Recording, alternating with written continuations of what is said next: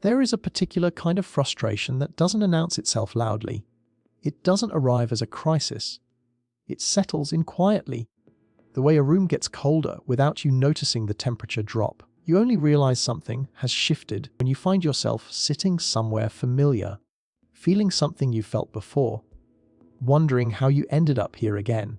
If you've spent any time with the ideas around manifestation, with the law of attraction, with visualization, with affirmations or intention, setting, or any variation of the belief that your inner world shapes your outer one, then you probably know this feeling. It's the feeling of having done everything right, at least on the surface, and still watching your life reassemble itself into something recognizably similar to what came before. You visualized. You wrote in a journal. You said the affirmations. You watched the videos, read the books, listen to the podcasts. You worked on your mindset. And yet, standing in the middle of your actual life, something feels unmoved. Not all of it. Maybe some things have shifted. But the deeper patterns, the ones you were really trying to change, seem to operate independently of everything you've tried. This is what most people quietly experience, but rarely say out loud, because there is a subtle shame attached to it. The framework tells you that if manifestation isn't working, it's because your vibration is off, or your belief isn't strong enough, or you're blocking it without knowing it. And so the failure gets internalized. You conclude that you are the problem, without getting any clearer about what that actually means or what to do about it. What this video is going to offer you is not a fix. It's not a technique or a corrected version of the practice. What it's going to offer is something closer to a genuine explanation, not of why the universe isn't cooperating, but of why the internal process tends to stall.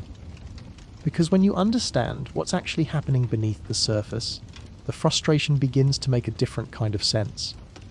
And something about that understanding is itself a kind of relief. Let's start with something that almost never gets said directly in these conversations.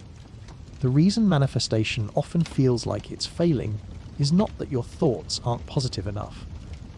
It's that the self doing the thinking hasn't changed. The identity, the actual, lived, embodied version of who you are, is still the same one that created the circumstances you're trying to move away from.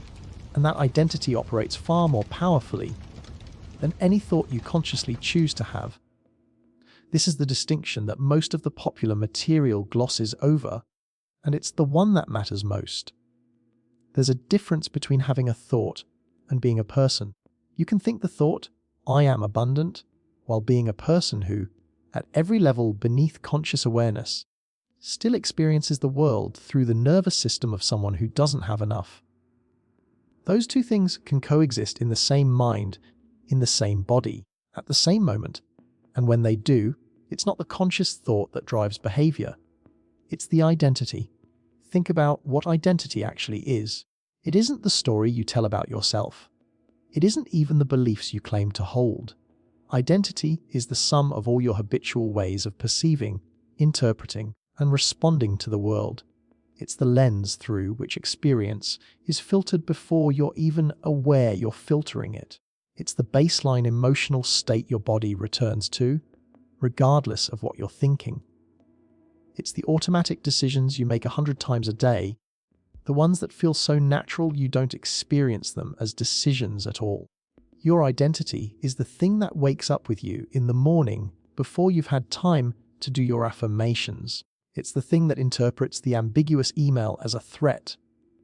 It's the thing that hesitates before asking for what you want. It's the thing that gets uncomfortable when an opportunity actually appears, and then quietly finds a reason not to pursue it.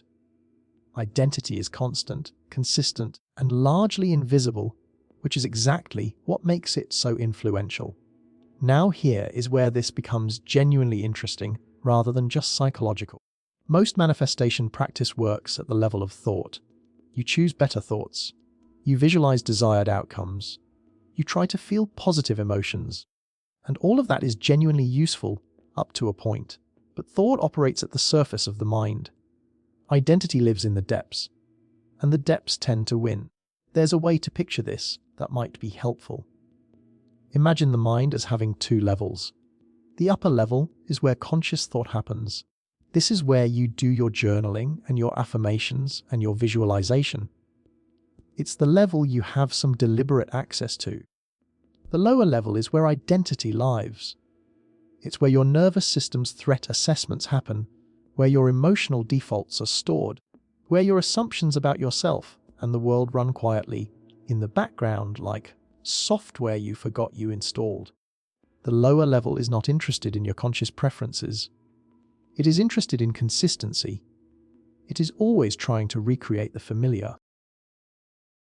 This is not a flaw. It's actually a feature of how human beings are built.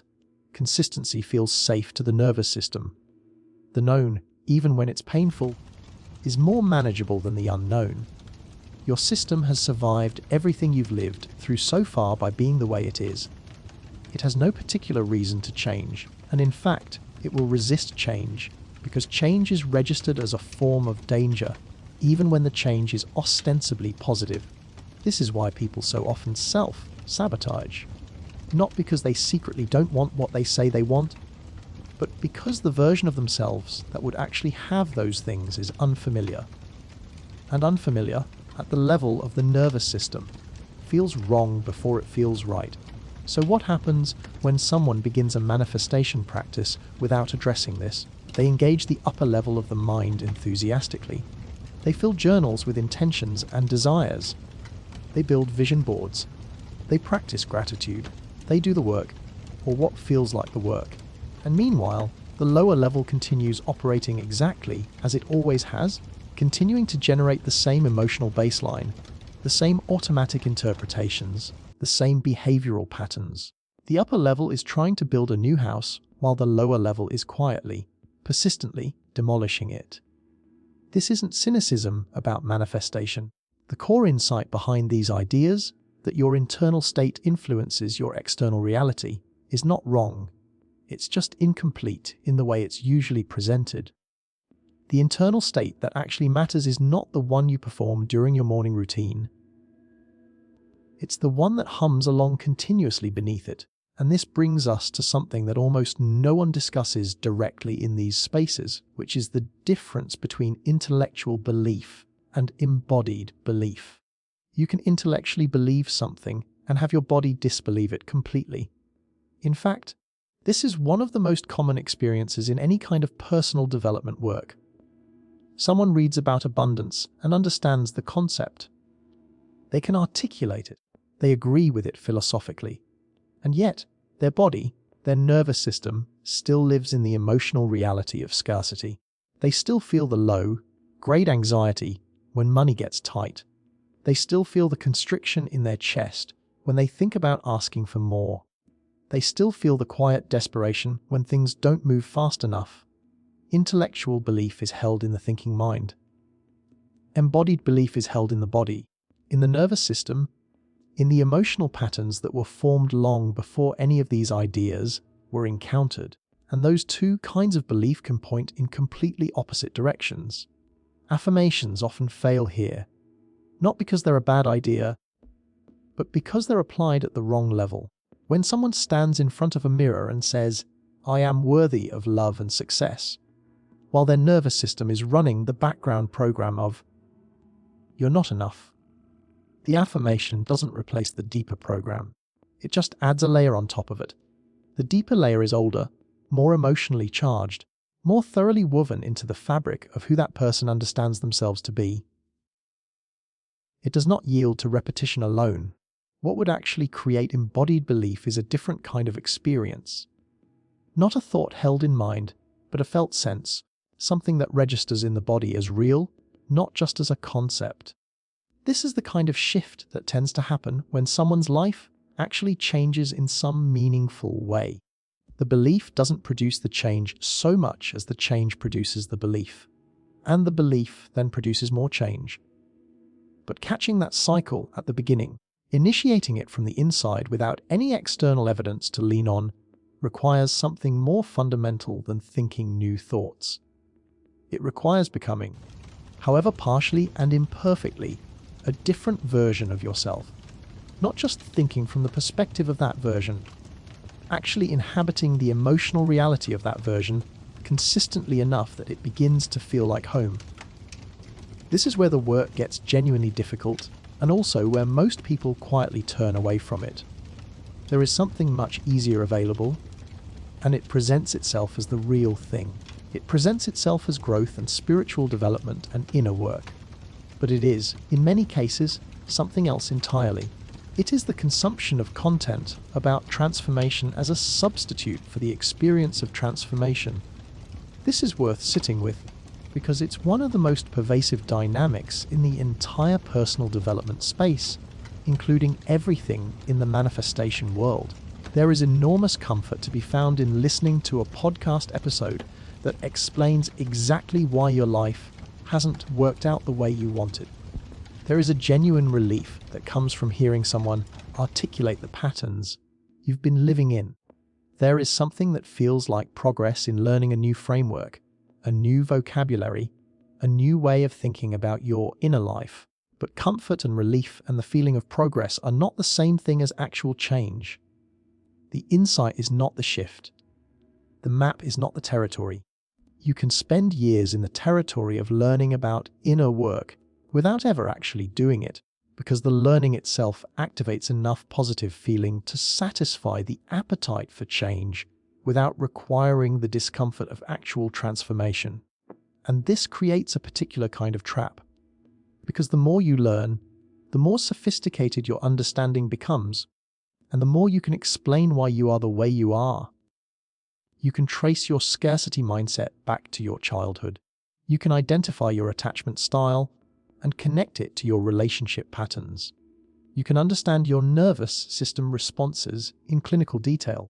And all of that understanding can feel so illuminating, so validating, so useful that you mistake it for healing. Understanding why you are a certain way is genuinely valuable. But it is not the same as no longer being that way.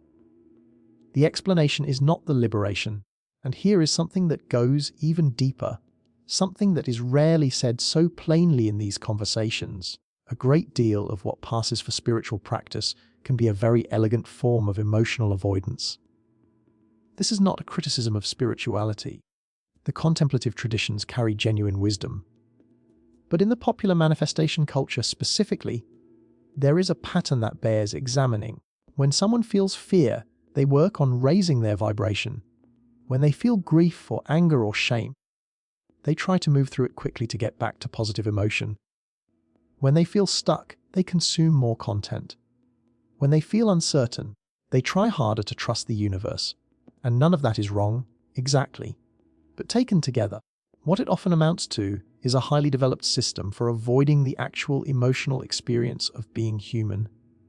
The difficult feelings, the ones that most need attention, get managed rather than felt. They get spiritualized. They get reframed. They get moved through.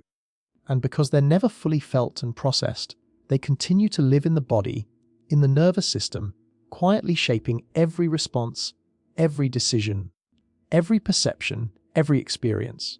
This is the paradox at the heart of a certain kind of spiritual bypassing. The practice that is designed to create freedom becomes another mechanism of control. You are no longer just avoiding difficult feelings in ordinary life. You are avoiding them with more sophistication, with better language, with a more elaborate framework.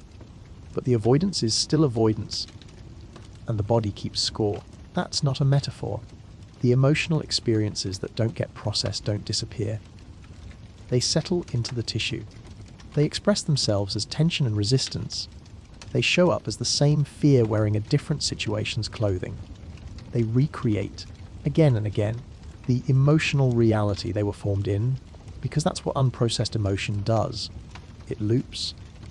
This is why you can have the same experience in different contexts. The same dynamic shows up in different relationships. The same feeling of being passed over shows up in different careers. The same sense of never quite arriving shows up in different chapters of life. It isn't the universe repeating itself to punish you. It's the nervous system doing exactly what it's been conditioned to do, interpreting the present through the filter of the past, generating the same emotional reality. And through that emotional reality, influencing the same kinds of choices and responses. Identity shapes perception before you get a chance to consciously choose anything. This is the mechanism that most manifestation teaching treats as a black box, as something mysterious and quantum, when it is actually something much more specific and understandable. When your deep sense of yourself is someone who struggles, you will notice the evidence of struggle. When your deep sense of yourself is someone who is not chosen, you will notice every absence of being chosen and overlook every instance of being chosen. Not because reality is structured that way, but because perception is selective, and your identity determines the selection criteria. This is not a small thing. This is almost everything. The world you experience is, to a remarkable degree, the world your nervous system is primed to see, which means that two people standing in the same room will live in two subtly different versions of that room based on the identity they carry. One person walks through a door and sees opportunity. Another walks through the same door and sees risk. Neither of them is making a conscious choice. They are simply reporting what their system detects, and so the life that results from these perceptions, these choices, these behaviors, is not a mystery. It is the predictable output of a particular identity running its programs. It is not fate, but it is also not changed by the overlay of positive thinking onto an unchanged set of underlying patterns. There is another layer to this that deserves real attention, because it is one of the more psychologically subtle dynamics in the manifestation space. It is the contradiction between trusting the universe and secretly trying to control outcomes. This contradiction is almost universal among people who work with these ideas, and it is worth being honest about it, because it creates enormous internal friction. On one level, the practice asks for surrender, let go, trust, release your attachment to the outcome, allow. On another level, the practice is often driven by deep anxiety about outcomes, by a desperate need for things to be different, by a low-grade terror of remaining in the current circumstances. And so what happens is this: the person performs trust while feeling fear. They say the words of surrender while their nervous system is gripping as hard as it can. They try to feel detached while being intensely attached, and underneath all of it, driving the whole practice, is not faith but fear. Not trust, but the urgent need to feel safe. This matters because the emotional state underneath the practice is the one the body is actually inhabiting, not the concept being articulated. The fear is more real, more embodied, more physiologically present than the trust being performed. And the identity of a frightened person trying very hard to appear unafraid is still the identity of a frightened person. The genuine version of surrender, the kind that actually shifts something, is not a technique. It's not something you practice. It arises when you genuinely become less afraid of the unwanted outcome, when you can actually, in your body, sit with the possibility that what you're afraid of might happen, and discover that you are still intact, that you are still okay, that you can bear it. That's when the grip loosens. And it loosens not because you commanded it to, but because the underlying fear lost some of its authority. That is a different experience from performing non-attachment. It's a different experience from affirming that you trust the universe while your body vibrates with urgency. The real version is quieter and harder and less dramatic than the performed version. It doesn't feel like a spiritual achievement. It feels more like a small, private letting go of something you didn't realize you were holding. This brings us to something that might be the most important idea in this entire conversation. Transformation is not a change in what you think. It is a change in who you are. And those are different things at almost every level. Most manifestation practice assumes that if you change your thoughts, you change your identity. Think abundance thoughts consistently enough, and you will become an abundant person. Visualize the life you want clearly enough, and you will begin to live from the identity of someone who has it. This is the implicit logic, and it is partially true. Thoughts do influence state. Repeated thoughts do contribute to the shape of belief. There's something real in the idea, but the movement is much slower and less linear than the popular version suggests. And more importantly, The thoughts alone are not enough if the identity underneath them is unchanged. Because the identity is not made of thoughts, it is made of emotional history, of the nervous system's accumulated conclusions about what the world is like and what you are capable of within it. It is made of the patterns laid down in childhood, reinforced through decades of experience and expressed continuously through the body's habitual states. Changing those patterns is not a cognitive exercise. It is a lived experience. It happens through the body, through new relational experiences, through the felt sense of being a different way in the world. It happens through situations in which your usual pattern would have been to contract, and something in you chose, or managed, to stay open. Not perfectly, not all the time, but enough that the nervous system began to register a slightly different possibility. This is gradual. It is not dramatic. It does not feel like the testimonials. It feels more like the slow shift of a tide, barely perceptible at the waterline, but unmistakable if you stand back and look over a longer span of time. And it requires something that is genuinely uncomfortable. Contact with the parts of yourself that you've been managing, avoiding, or spiritualizing. The version of you that is afraid. The version that feels unworthy. The version that doesn't quite believe that good things are meant for it. Not to stay there, not to wallow, but to actually meet those parts rather than repeatedly trying to bypass them, because those parts are not obstacles to your identity. In many ways, they are your current identity, the one that is generating your current reality. You cannot skip them. You cannot think your way past them. You cannot affirm them into silence. You can only, patiently and honestly, begin to shift the ground they stand on. What does that actually look like? It looks like catching the moment when the fear response activates, and instead of reaching immediately for an affirmation or a reframe, staying with the sensation, not indulging it, not amplifying it, but actually feeling it, letting the body complete the emotional experience it began. This is not glamorous. It is not mystical. It is the quiet, persistent, ordinary work of learning to stay present with your own inner life. It looks like noticing the moments when your habitual self-perception gets activated. The moment you interpret a neutral event as evidence of your inadequacy. The moment you automatically make yourself smaller. The moment you defer when you could have asked. And instead of judging those moments, bringing a quality of curious attention to them. Not, why am I like this, as a condemnation, but what is actually happening here as a genuine inquiry. It looks like tolerating the discomfort of being seen, of wanting things, of asking for things, of occupying space, of allowing yourself to be someone who has good things in their life, because that can actually be one of the most disorienting parts. People often have far more resistance to receiving than to wanting. The wanting feels safe. It's a familiar state. The receiving, the actual arrival of the desired thing, can feel strangely threatening to an identity that has been organized around not having it. This is worth pausing on, because it illuminates something important about how identity operates. Your current identity includes the wanting. It includes the reaching, the hoping, the working toward. It does not include the having. And so, when the having actually shows up, or tries to, the system can push it away, not consciously, not deliberately. Through small choices, through subtle behaviors, through the unconscious recalibration toward the familiar emotional state of wanting. People get unexpected opportunities and find reasons not to pursue them. They enter new relationships and recreate the same dynamics they left behind. They achieve a goal and immediately feel empty, or frightened, or like it's about to be taken away.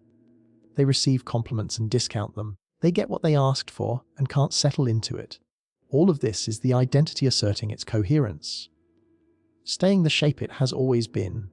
The invitation, and it is an invitation rather than an instruction, is to begin to question the coherence of that identity, to ask whether the version of yourself that you have been so faithfully maintaining is actually who you are, or whether it is a set of conclusions you drew in specific circumstances that no longer necessarily apply.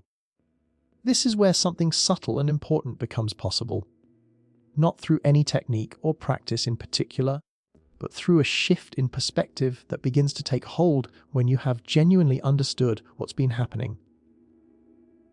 When you have genuinely seen the mechanism, not just intellectually grasped it, but actually recognized it in operation in your own life. When you can watch the old pattern activate and, for the first time, see it clearly enough to recognize it as a pattern rather than as reality, that moment of recognition is not a small thing. The capacity to observe your own identity from a slight distance, to see it as a thing you have rather than simply as who you are, is the beginning of the only kind of change that is actually deep enough to matter. Because from that slight distance, something becomes possible that wasn't possible before. You can make a different choice. Not always, not instantly, but occasionally. And occasionally is how change actually begins. The versions of yourself that you want to inhabit are not waiting somewhere outside you in the future, contingent on the right circumstances arriving.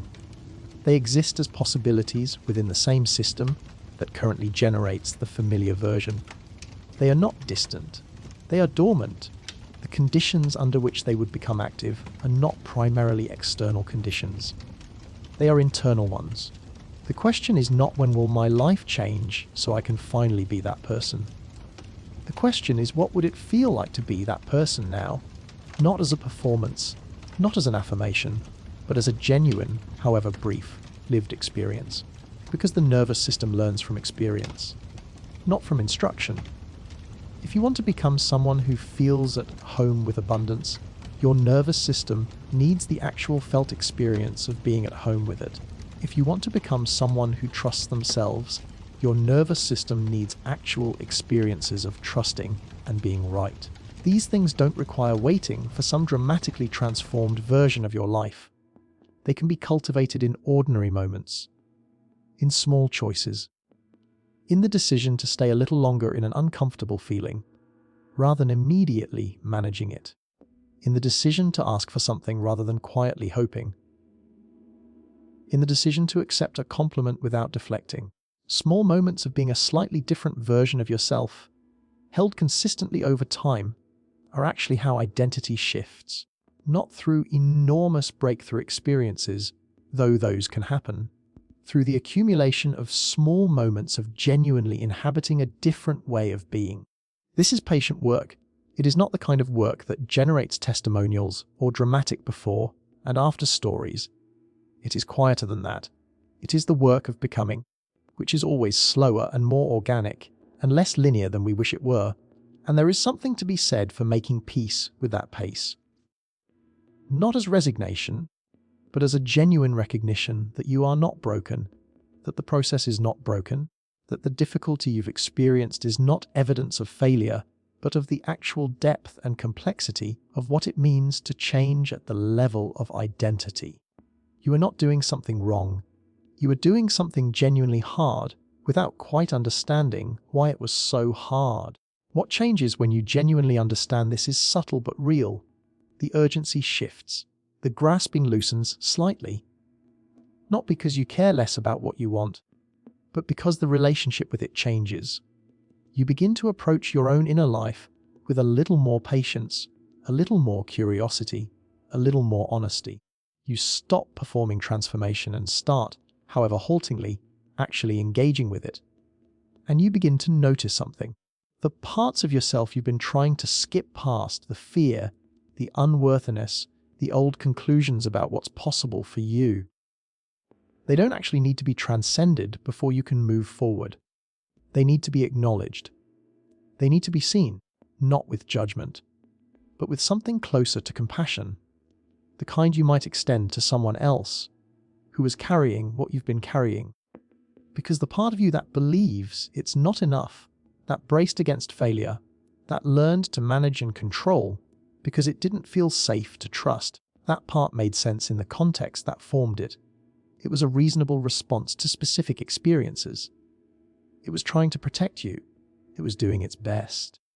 The fact that it's now running patterns that no longer serve you doesn't make it an enemy. It makes it a part of yourself that is ready to be updated, if you can meet it with enough honesty and enough patience to do that. And here, finally, is something that might be the quietest and most useful truth in all of this. You are not trying to add something to yourself. You are not trying to layer abundance onto scarcity or confidence onto fear. You are trying to remember, or perhaps discover for the first time, that who you are at the deepest level is not any of those patterns. Those patterns are what happened to you, and what you made of what happened to you. They are not you. The self underneath them, the one that exists before the nervous system's conditioning, before the conclusions drawn in childhood and reinforced through difficult experience, that self has a different quality entirely. It is quieter. It is less afraid. It is more capable of genuine presence. It doesn't need to perform trust because it has less to be afraid of. It doesn't need to affirm abundance because it doesn't experience itself as inherently lacking. This is not mysticism. It is not a claim about some enlightened state that awaits you after years of practice. It is a description of what most people briefly touch in moments of genuine relaxation, genuine connection, genuine creative absorption. In those moments, the usual programs quiet down. The identity loosens its grip. Something more spacious becomes available. Most people file those moments under temporary or lucky, rather than recognizing them as glimpses of a different baseline that is always available beneath the noise. Manifestation, at its most honest and useful, is not about commanding the universe to deliver specific things. It is about the process by which a changing inner landscape begins to naturally generate a different outer experience. Not through magic, through the absolutely real mechanism by which the person you are shapes the choices you make, the perceptions you hold, the relationships you attract, the opportunities you recognize, and the life you build from all of those things together. That process is not quick. It is not a shortcut, but it is real. And the beginning of it is not a new technique. It is a more honest understanding of where you actually are and who you actually are underneath all the layers of management and performance and hope. That understanding, held quietly, without judgment, with a genuine willingness to see clearly, is not just the starting point. In a very real sense, it is the work.